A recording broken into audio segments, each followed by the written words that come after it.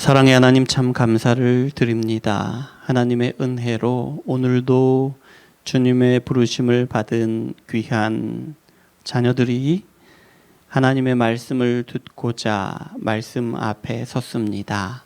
하나님, 우리를 향하신 하나님의 놀라운 계획을 오늘 우리에게 들려주시고, 우리가 지금까지 겪어왔던 일들이, 지금 경험하고 있는 일들이, 또 앞으로 우리 앞에 펼쳐나가실 일들이 어떤 것인지 하나님, 성령이 주시는 지혜로 말미암아 깨닫고 발견하게 하시고, 하나님의 인도하심을 따라서 우리의 삶을 온전히 내어 맡길 줄 아는 그런 믿음을 우리에게 허락하여 주시옵소서.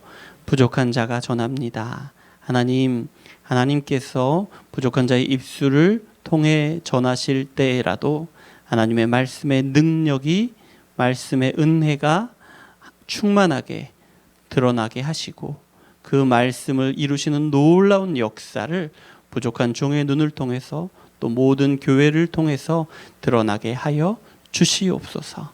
예수 그리스도 이름으로 기도드립니다. 아멘.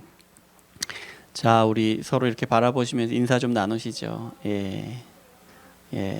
한 주간 어떻게 잘 보내셨어요? 몸이 안 좋아요? 그래요. 한 주간 동안 한 주간이 어떻게 보면 되게 빨리 가는 것 같기도 하고, 어떨 때는 되게 더디 가는 것 같기도 하고, 어떤 때는 정말 기쁘게 가는 것 같기도 하고, 어떤 때는 정말 하루하루가 곤욕인 그런 일주일이 되기도 하더라고요. 어떤 한 주간을 보내셨는지 모르겠습니다. 어떤 날들을 보내셨든지 오늘 말씀 앞에 섰으니 하나님이 우리를 향해서 어떤 말씀을 하시는지 귀를 기울이시기를 바랍니다. 오늘은 창세기 6장 13절 14절 말씀을 중심으로 가장 안전한 피난처 예수님이라는 제목의 말씀을 나누겠습니다. 자, 우리가 노아의 홍수에 관해서 이제 말씀을 계속해서 나누고 있는데요. 지난주 두 주는 이제 그 믿음의 확신의 회복 이런 말씀을 나누었는데, 그 전 주에 이어서 이제 계속 말씀을 나눌 거예요. 노아의 홍수 심판에 관한 내용. 그 내용을 한번 이렇게 제가 정리를 해보면 이렇습니다. 하나님이 노아에게 방주를 지으라고 명령하십니다. 산 위에 짓죠. 길이는 135m, 너비는 22.5m, 높이는 13.5m, 어마어마한 크기의 배를 지으라고 하십니다. 고페르나무, 잣나무죠. 잣나무로 만들어서 그 겉과 속에 역청을 칠하라고 말씀하십니다. 방주에 들어간 사람들은 어떤 사람이 들어가냐면 노아의 부부 두 사람, 그리고 세 아들 셈과 함과 야벳 세 사람, 그리고 그 며느리들이 함께 해서 다 함께 8명의 사람들이 뱃속에 들어갑니다. 짐승들도 들어가요. 혈육 있는 짐승, 그러니까 새끼가 있는 짐승들은 암수 한 쌍씩, 그리고 정결한 짐승들을 또 정결한 새들은 암수 7쌍씩, 또 부정한 짐승들은 암수 2씩 들어갔습니다.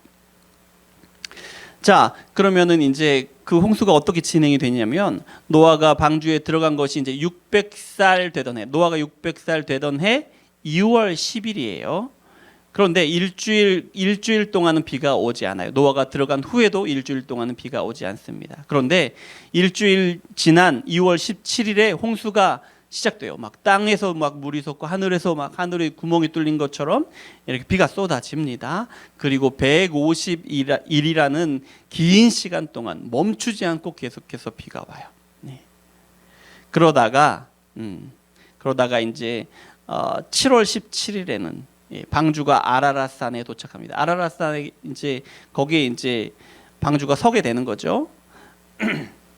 그리고 10월 1일에 돼서야 이제 주변에 이제 산봉우리들이 보이기 시작합니다. 이제 물이 빠지게 되는 거죠. 빠지고 있다는 거죠. 그리고 11월 10일에는 그 노아가 까마귀를 날려보냅니다. 까마귀를 날려보내는데 나갔다가 하루 만에 돌아와요. 어디 머물 곳이 없었던 것이죠. 그 다음 날에는 또 비둘기를 날려보내는데요. 한 일주일 정도 기다렸는데 이제 그냥 돌아와요. 또 지나서 또 비둘기를 날렸는데 이제 이번에는 비둘기가 감람나무 잎을 물고 돌아옵니다. 이제 막 싹이 나고 잎이 나기 시작했다라는 거죠. 예. 그리고 그 다음에 또 비둘기를 보냈더니 이제는 돌아오지 않습니다. 이제 뭐 그 나무에서 싹이 나고 이파리가 날 뿐만 아니라 거처가 거할 곳이 생겼다라는 것이죠. 그리고 드디어 노아가 601세가 되던 날 1월 1일에 뚜껑을 열어보니 이제 그 문을 열어보니 물이 거쳐 있어요. 그럼 바로 나올 수 있습니까? 아니요, 아직 못 나와요. 왜? 아직 이제 땅이 진흙처럼 이렇게 뭐죠? 그 밟으면 빠지는 거 뭐죠? 수렁처럼 그렇게 되어 있으니까요. 2월 27일이 됐을 때야 땅이 다 말라서 이제 노아의 가족들이 밖으로 나오고요, 짐승들이 밖으로 나왔습니다. 이렇게 노아의 홍수는 1년 10일 동안 계속되었고요. 그 다음에 노아의 가족들 그리고 짐승들은 1년 하고도 17일 동안 노아의 방주 안에 있었어요. 엄청난 기간 동안이죠. 이렇게 방주 밖으로 나온 노아와 노아의 가족들은 정결한 짐승들과 새들 가운데 제물을 택해서 하나님께 제사를 드립니다. 그랬더니 하나님이 무지개를 보여주시는데요, 다시는 이 땅의 모든 생물들을 물로 심판하지 않으실 것이다 라는 약속의 증표로 무지개를 보여주신 것이었어요. 예. 다시는 물로 심판을 하지 않으실 것이다. 자, 오늘 말씀을 통해 이제 나누기를 원하는 것은요, 첫 번째, 홍수는 하나님이 준비하시는 것이었다. 하나님이 준비하신 홍수였다. 우리가 말씀 읽었는데요, 6장 13절 14절 말씀 읽었죠. 다시 한번 읽어보겠습니다. 하나님이 노아에게 이르시되 모든 혈육 있는 자의 포악함이 땅에 가득함으로 그 끝날이 내 앞에 이르렀으니 내가 그들을 땅과 함께 멸하리라. 너는 고페르나무로 너를 위하여 방주를 만들되 그 안에 칸들을 막고 역청을 그 안팎에 칠하라. 아멘. 하나님이 노아에게 방주를 만들라고 명령하셔요. 그리고 17절에 내가 홍수를 땅에 일으켜라고 말씀하세요. 홍수는 하나님이 계획하신 것이다. 하나님이 행하시는 것이다 라는 거예요. 죄 때문에 세상이 망가져 버렸습니다. 온 세상이 죄로 이렇게 죄가 창궐해서 도저히 그것을 참으실 수 없는 지경에 이르른 것이죠. 하나님이 그 땅을 심판하실 계획을 하시고 그 계획을 이루신 것이 노아의 홍수 심판이에요. 그런데 그 전에 하나님이 노아에게는 홍수를 피할 방법을 알려주셨는데 그것이 방주죠. 여러분, 심판은 하나님이 계획하신 것입니다. 하지만 하나님이 심판을 계획하실 때 자기 백성을 그 가운데 구원하실 계획도 하나님이 세우십니다. 심판 가운데 피할 방법을 주신다는 거예요. 조금 더 정확히 말하자면 하나님의 모든 계획은, 심판까지라도 하나님의 모든 계획은 자기 백성을 구원하시는 데 있다는 거예요. 구원하시는 데 있다. 하나님의 홍수 심판을 행하신 것도, 세상을 홍수로 이렇게 쓸어버리신 것도 그 목적이 무엇이냐? 자기 백성을 구원하시는 것이 목적이다라는 거예요. 정말 중요합니다. 하나님이 심판하시는 목적은 무엇이냐? 자기 백성을 구원하시는 것이다. 아니, 그냥 하나님이 심판하지 않으시면 되잖아요. 자기 백성을 구원하실 필요도 없는데 무엇하러 그렇게 땅에 있는 모든 생명들을 다 쓸어버리시는 그런 무시무시한 심판을 하시면서 굳이 자기 백성을 구원하시려고 하십니까? 또 이렇게 생각하실 수 있을 거예요. 하지만 그렇지 않습니다. 하나님은요, 홍수로부터 자기 백성을 구원하시잖아요. 그런데 하나님이 자기 백성을 구원하시는 것은 홍수로부터만 구원하시는 것이 아니라는 거예요. 하나님이 자기 백성을 구원하시는 것은 오히려 홍수를 통해서 세상의 모든 죄로부터 자기 백성을 구원하시고 자기 백성을 보호하시는 것이다. 이 사실을 아셔야 합니다. 그래야 심판이 이해가 돼요. 심판하시는 하나님이 얼마나 사랑이 충만한 하나님이신지 이해가 된다는 말입니다. 성경을 보면 하나님이 심판하시는 장면들이 많이 나옵니다. 물론 물로 땅을 다 쓸어버리는 그런 심판은 없습니다. 하지만 하나님이 한 나라를 치시고 한 민족을 치시고 한 집안을 치시고 한 사람을 치시고 왕을 치시고 아들을 치시는 그런 심판은 많이 나옵니다. 하나님은 그러면 왜 이 심판을 계속해서 하시느냐는 거예요. 아들을 치시든 가족을 치시든 나라를 치시든 왜 심판하시느냐는 거예요. 왜냐하면 하나님이 이 심판을 통해서 자기 백성을 보호하시는 겁니다. 무엇보다도 하나님이 이 심판을 통해서 죄로부터 자기 백성을 구원하시는 것이다. 하나님은 때때로 자기 백성도 심판하십니다. 이스라엘을 바벨론의 포로가 되게 하신 것이 그 가장 좋은 예인데요. 이때도 마찬가지입니다. 하나님이 왜 자기 백성을 심판하셔서 이스라엘을 바벨론의 포로가 되게 하십니까? 왜냐하면 이스라엘의 죄로부터, 그 죄로부터 자기 백성을 구원하시기 위해서다. 자기 백성을 죄로부터 돌이키게 하시고 다시 죄로부터 보호하시기 위해서 자기 백성을 70년이나 되는 긴 시간 동안 저 이방 민족의 종이 되게 하시기까지 하신다는 거예요. 여러분, 심판은 하나님의 계획입니다. 하나님이 계획하신 것입니다. 그리고 심판의 목적은 자기 백성을 구원하셔서 하나님의 백성으로 살아가게 하시는 겁니다. 그래서 여러분, 심판하실 때 반드시 하나님은 자기 백성을 구원할 계획을 세우시고 그 계획을, 그 구원을 시행하십니다. 왜요? 하나님의 백성으로 계속해서 살아가게 하셔야 하니까요.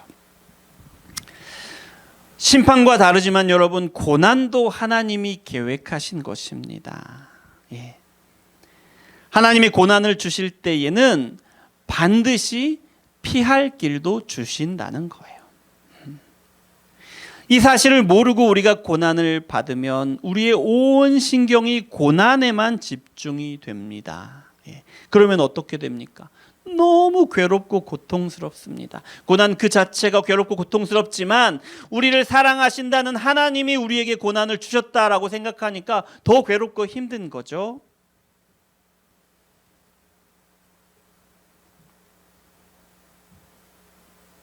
왜 나에게 하나님이 이런 고난을 주실까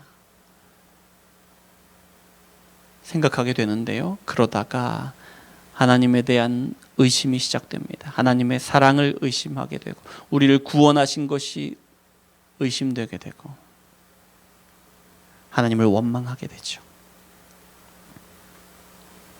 하지만 하나님이 피할 길을 주셨다라는 사실을 알면 그 피할 길을 찾게 됩니다.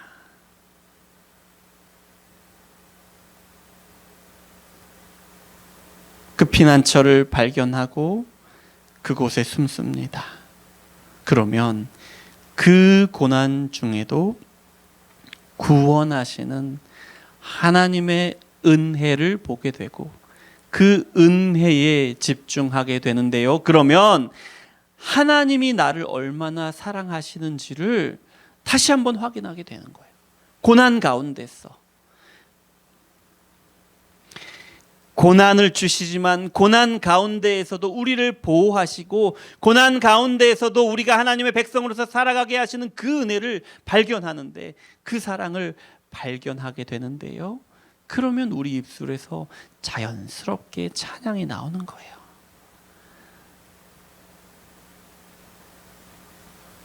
그리고 하나님께 영광을 돌리지 않을 수가 없게 되더라는 겁니다.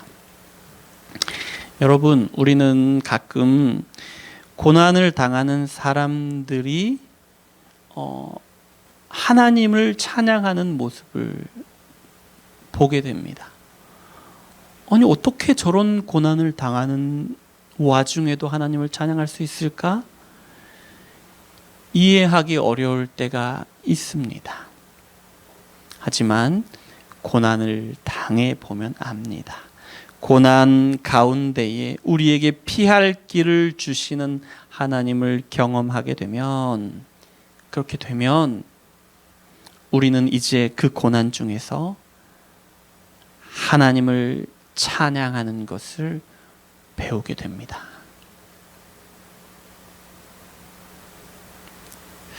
또 우리의 눈을 고난과 심판에서 구원하시는 하나님께로 우리가 우리의 눈을 돌릴 수 있다면, 우리를 구원하신 하나님의 은혜로 우리의 눈을 돌릴 수 있다면, 우리는 고난과 심판 가운데에서 지금까지 우리가 보아왔던 것과는 전혀 다른 일들을 보게 됩니다. 뭐냐면, 고난을 통해서 하나님의 백성을 세상과 구별하시는 것을 우리가 보게 됩니다. 하나님의 백성이 아닌 사람들은요, 고난이나 심판을 이해할 수 없습니다. 하나님이 알려주시지 않으니까요. 피할 수도 없죠. 피할 길을 주시지 않으니까요. 그래서 고난을 당할 때, 고난 앞에서 하나님의 백성과 세상의 둘로 나눠지는 거예요.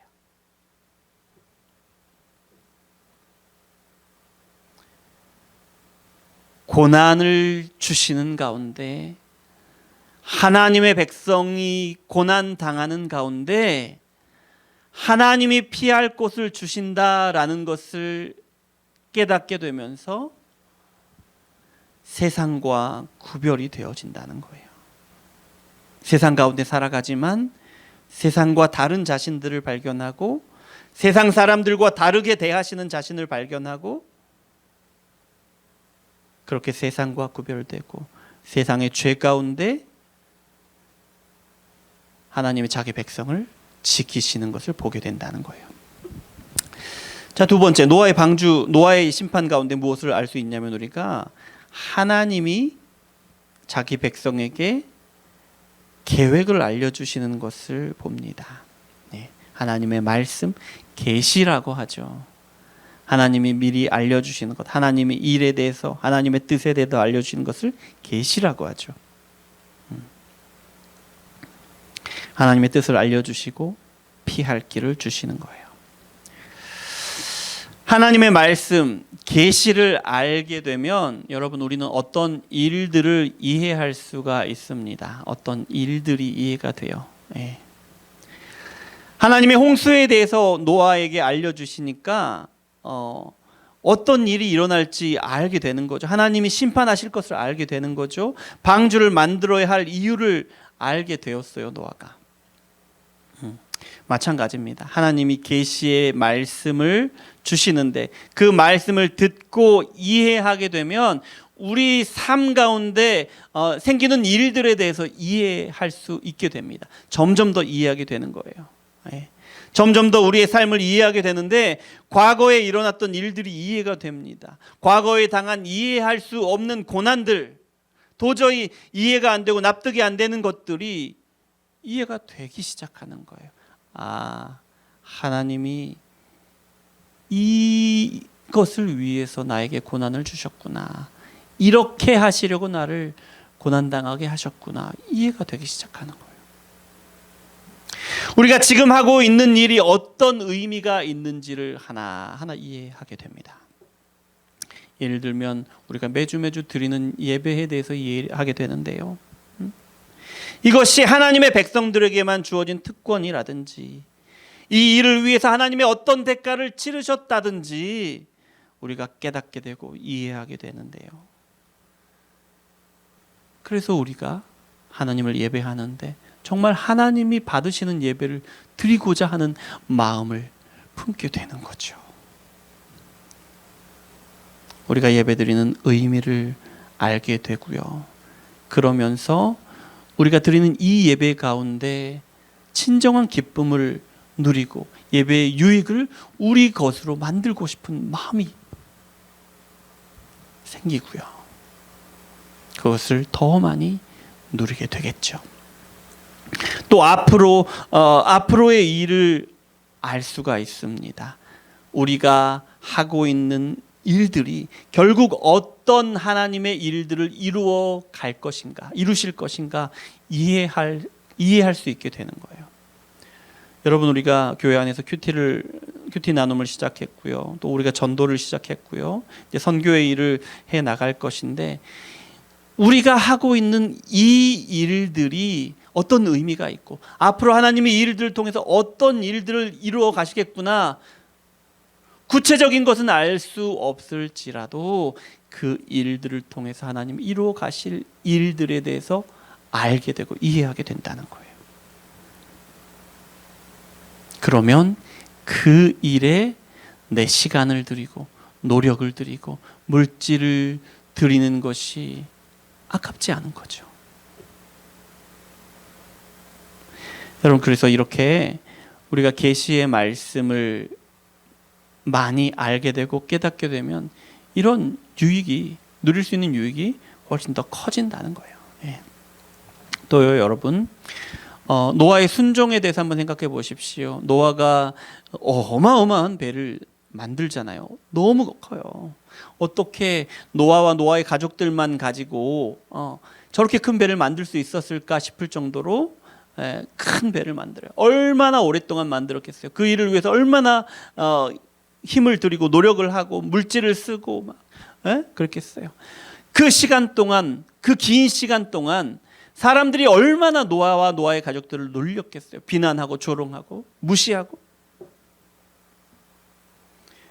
왕따를 얼마나 심하게 당했을까요? 여러분, 우리 눈에는 이런 것들이 먼저 들어올지 몰라요. 근데 여러분, 이걸 아셔야 됩니다. 노아의 순종은요,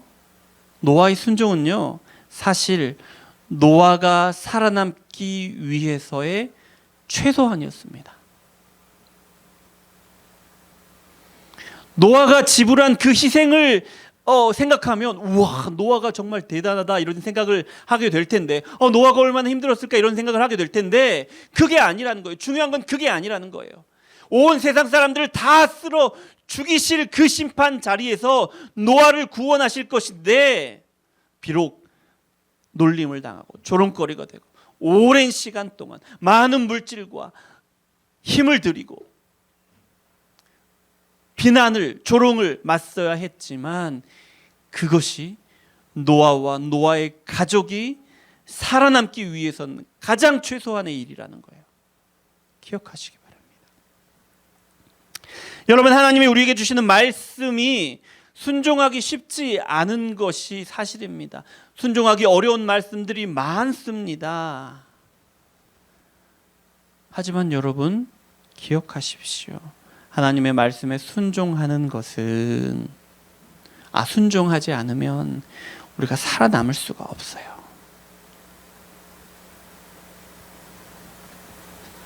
순종하지 않으면 죄로부터 우리 자신을 보호할 수가 없습니다. 순종하지 않으면 세상으로부터 믿음의 확신을 지킬 수가 없습니다. 순종하지 않으면 영원한 생명을 지킬 수가 없습니다. 순종은 우리가 살아남기 위한 최소한입니다. 하지만 잘 안 되죠. 그래서 더욱더 기도해야 하는데요. 성령님, 우리가 순종할 수 있도록 도와주십시오. 기도해야 합니다. 이 기도는요, 우리가 좀 더 나은 그리스도인이 되게 도와주십시오, 이런 기도가 아닙니다. 성령님, 제가 하나님의 백성으로서 살아남을 수 있도록 도와주십시오. 이런 기도예요. 성령님, 나를 죄로부터 보호해 주세요. 성령님, 제가 세상으로부터 믿음의 확신을 지킬 수 있도록 도와주세요. 성령님, 제가 영원한 생명을 끝까지 지킬 수 있도록 도와주세요. 이런 기도라는 거예요.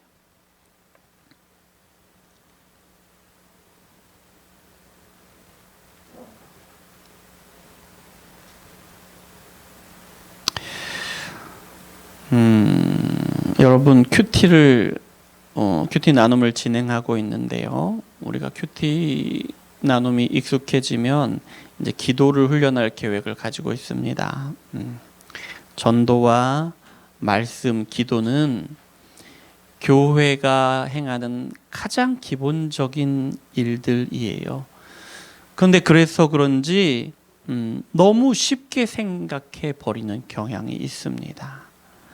너무 기본적인 것이지만 이 기본을 다지는 것을 그렇게 중요하게 여기지 않을 때가 많습니다. 우리 마음에. 그 기본을 하나하나 다져가려고 합니다. 그러니 여러분, 좀 답답하게 느껴지실 수 있어요. 더디다고 생각하실 수 있지만 더디더라도 한 걸음 한 걸음 우리가 이렇게 다져갈 것이니까 함께 걸어주셨으면 좋겠습니다. 교회가 해야 할 일들을 하나하나 더디더라도 해나갈 것이니까요. 이제 세 번째, 오늘 말씀 가운데 알려주시는 것 뭐냐면, 방주는 하나님의 심판으로부터 피하는 피난처다라는 겁니다. 그 방주라는 단어를요, 영어로 ark라고 하더라고요. 영어 ARK. 근데 이 단어가 성경에 3번 나옵니다. 3번. 언제 나오느냐? 첫 번째 노아의 방주라는 단어로 쓰는데, 홍수로부터 피난처죠. 노아의 방주는. 두 번째 어디에서 나오느냐? 갈대 상자를 이야기할 때 ark라고 하는데요. 바로가 어린 남자 아이들을 다 죽이라고 명령하죠. 그래서 그 죽음을 피하기 위해서 그 어머니가 갈대 상자를 만들어서 강에 띄우죠. 그 다음에 그거를 애굽의 공주가 주워서 키우잖아요. 사탄이 바로에게 준 악독한 계획으로부터 피난처가 되는 것이 이 갈대 상자 아크예요. 세 번째, 언제 쓰느냐? 언약궤를 가리킬 때 아크라고 씁니다. 언약궤. 언약궤는 뭡니까? 그 안에 거룩한 율법이 기록된 두 돌판이 그 속에 감추어져 있습니다. 율법이 새겨진 두 돌판이 그 속에 감추어져 있어요. 정리를 해보면 이 아크라는 말, 방주라는 뜻의 이 아크라는 말은 성도가 하나님의 진노로부터 피하는 방주예요.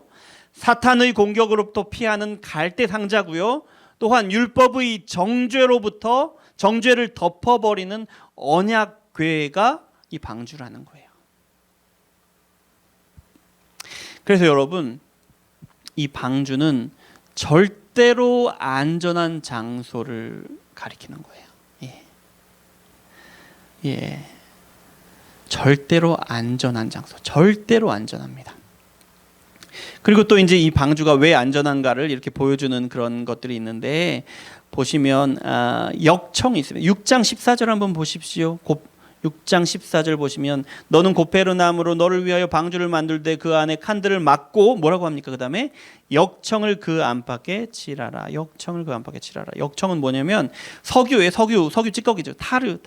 이제 예전에는 막 석유가 그렇게 개발되기 전에는 석유가 막 나와 흘러 있었어요.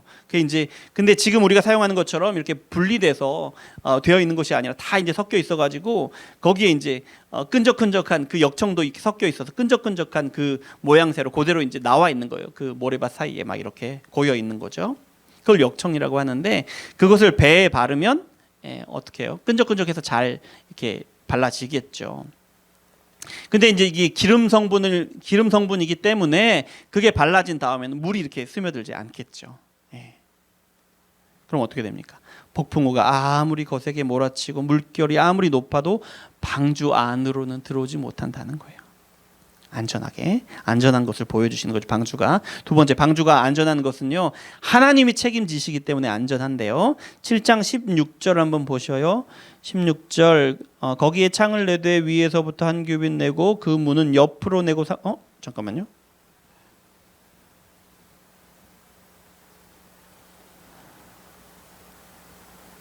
7장 16절. 예, 7장 16절입니다. 예. 들어간 것들은 모든 것의 암수라 하나님이 그에게 명령하신 대로 들어가매, 그 다음에 뭐라고 하죠? 여호와께서 그를 들여보내고 문을 닫으시니라. 여호와께서 문을 닫으시니라 하셨죠. 문을 닫으신 분이 하나님이세요. 문을 하나님이 닫으셨으니 그 방주에 있는 모든 생명에 대한 안전은 하나님이 책임지시는 거죠. 하나님이 책임지시니까 안전하다는 거예요. 자, 그럼 볼까요? 8장 18절부터 19절까지 한번 보십시오. 18절부터 19절. 노아가 그 아들들과 그의 아내와 그 며느리들과 함께 나왔고 땅 위의 모든 동물 곧 모든 짐승과 모든 기는 것과 모든 새도 그 종류대로 방주에서 나왔더라. 모든 사람과 모든 짐승들이 그대로 온전한 채로 방주 밖으로 나왔다는 거예요. 하나님이 문을 닫으셨기 때문에 방주 안에 있는 모든 생물들의 안전은 하나님이 책임지시는 것이고, 실제로 그 결과로 모든 사람과 모든 짐승이 안전하게 방주 안에서 보호되었고 안전하게 나왔더라라는 겁니다. 자, 또 오늘 말씀 안에서 뭘 알 수 있냐면 방주는 그리스도이시라는 거예요. 그리스도세요. 방주는 예수님을 보여주는 모형이에요. 방주를 보면서 예수님에 대해서 알 수가 있고요, 예수님에 대해서 기대하게 된다는 거예요. 여러분, 방주로 들어가는 문은 몇 개일까요? 하나입니다. 하나. 노아의 가족들도 그 문으로 들어가고요, 짐승들도 그 문으로 들어갑니다. 다 이 한 문으로 들어갔습니다. 영적인 의미가 있는데요, 뭐냐면 영원한 죽음으로부터 피할 수 있는 길이 오직 하나 있다라는 거예요. 예. 근데 그 길이 뭐냐? 요한복음 14장 6절에 이 말씀이 있죠. 내가 곧 길이요 진리요 생명이니 나로 말미암지 않고는 아버지께로 올 자가 없느니라. 영원한 죽음으로부터 피할 수 있는 오직 한 길이 있는데 그 길이 뭐냐? 예수 그리스도다라는 거예요. 여러분, 그리고요, 이렇게 참고로 문을 옆에다 내잖아요. 옆에다가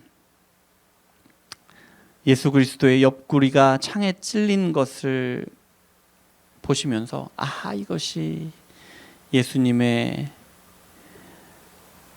모습을 모형으로 보여주고 있구나 더 생각할 수 있는 거죠. 예수님의 옆구리가 창에 찔려서 그 백성들을 하나님께로 인도하시는 예수님을 보여주는 거죠.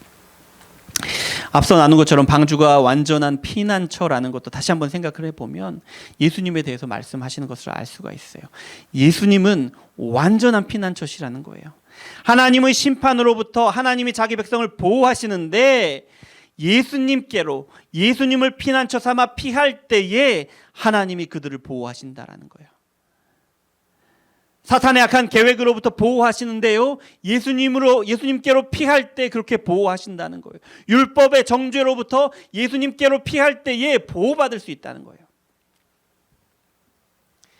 그리고 그 방주에 들어간 사람들의 안전을 하나님이 책임지시는데 예수님께로 피한 사람들의 안전을 하나님께서 책임지신다는 거예요. 그래서 마지막 날에 방주에서 나올 때까지 하나님이 안전하게 지키셨잖아요. 그래서 예수님을 믿고 예수님께로 피한 사람들의 안전을 하나님께서 지키시는데 언제까지 지키시느냐? 마지막 날에 영원한 안전으로 들어가실 때까지 하나님이 그 안전을 책임지신다는 거예요. 실제로 하나님이 노아와 그 모든 짐승들을 그 방주에서 나올 때까지, 안전하게 될 때까지 지키신 것처럼 예수님께로 피한 모든 사람들을 영원한 안전한 그 나라에 들어가게 될 때까지 하나님이 지키신다, 기어이 지키실 것이다 라는 거예요.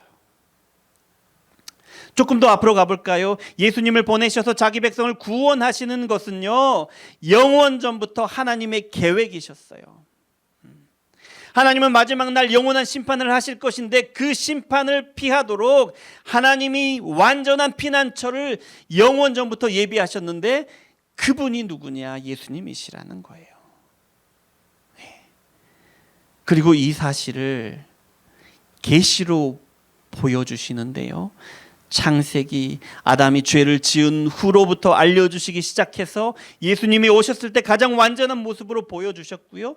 지금도 성경을 통해서 예수님을 알지 못하는 사람들에게 계속해서 알려주시고요.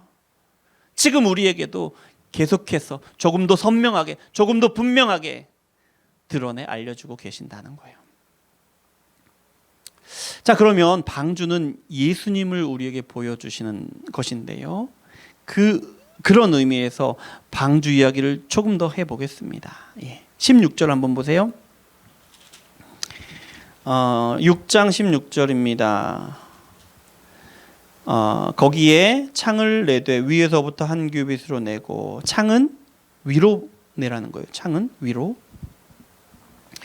창문을 위로 내라고 말씀하시는데, 이 모양이 방주가 예수님을 보여주시는 것이라면, 이 말씀은 어떤 말씀이 되냐면 예수님 안에 있는 사람들이 어떻게 살아가야 하는지를 우리에게 보여주시는 말씀이에요.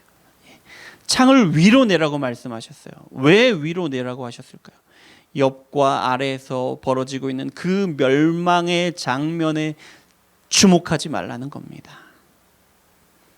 그럼 뭘 주목해야 하느냐? 위를 주목해야 한다는 거예요. 우리의 시선을 위를 향해서 살아계신 하나님께 주목하며 하나님을 바라보아야 한다는 얘기입니다. 이것이 예수님이라는 가장 안전한 방주 안에서 살아가는 우리가 가져야 할 중요한 자세라는 거예요. 아직 비가 오기 전에 사람들은 여전히 죄를 짓고 살아갔을 거예요. 저 방주에 들어간 노아를 비웃으면서 아이고야, 아무 일도 안 일어나는데 아이고 혼자 저렇게 들어가 있네 하면서요.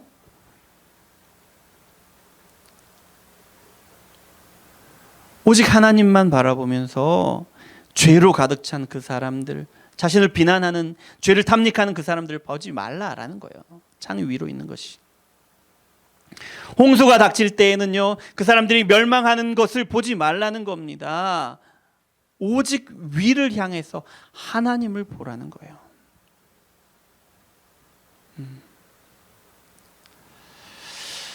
노아 이야기를 볼 때 혹시라도 멸망하는 세상, 고난하는 사람들이 우리 눈에 먼저 들어올 수 있습니다. 그러면 하나님이 이해가 되지 않을 수 있어요. 왜냐? 왜 하나님은 이토록 잔인한 일을 하시는 것일까? 이렇게 많은 사람들을 한순간에 쓸어버린 이 무시무시한 일을 왜 하시는 걸까? 하나님에 대한 두려움이 엄습하겠죠. 하지만 하나님을 바라보면요, 구원하시는 하나님의 사랑을 보게 됩니다. 안전하게 돌보시는 것을 보게 되는 거예요. 그리고 서서히 하나님이 이루시는 커다란 계획들을 우리 눈으로 볼 수 있게 되는 겁니다. 우리가 고난을 당할 때도 마찬가지입니다. 우리가 당하는 고난을 바라보고 또 잘만 살아가는 세상 사람들을 바라보면 여러분, 우리는 그 고난을 이해할 수가 없습니다. 하나님을 원망하게 되는 거예요. 하지만 위를 향하여 하나님을 바라보면은요, 그 고난 가운데서도 도우시고 피난처를 예비하시는, 피난처로 피하게 하시는 하나님의 은혜가 눈에 보입니다. 고난의 목적에 대해서도 분명하지는 않지만 어렴풋이 알게 되고요. 말씀을 마무리합니다. 여러분, 인생은 고난의 연속입니다.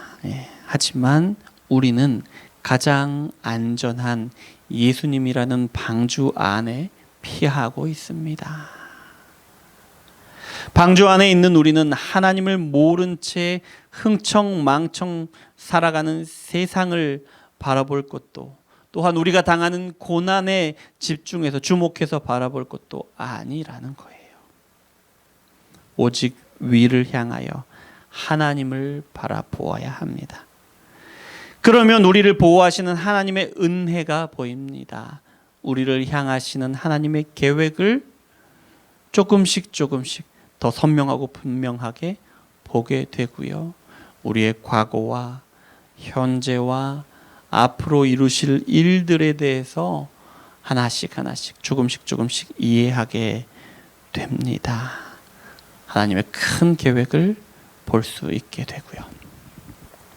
마지막 날 우리를 완전한 땅 영원한 하나님의 나라에 내려주실 때까지 우리는 이렇게 살아가야 합니다.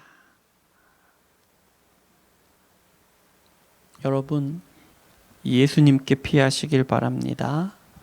위를 향하여 하나님께 주목하시길 바랍니다. 심판과 고난이 은혜로 변하는 그런 역사들을 삶의 순간순간 경험해 나가는 저와 여러분이 되시기를 축복합니다. 기도하겠습니다. 사랑의 하나님 참 감사합니다. 우리를 사랑하셔서 말씀 주시니 감사합니다. 이 말씀을 통하여 우리가 가장 안전한 피난처이신 예수님께로 항상 피하고 그 안에서 오직 위를 향하여 하나님을 바라보고 우리 인생을 하나님께 맡기며 살아갈 수 있도록 주님 역사하여 주시옵소서. 예수 그리스도 이름으로 기도합니다. 아멘.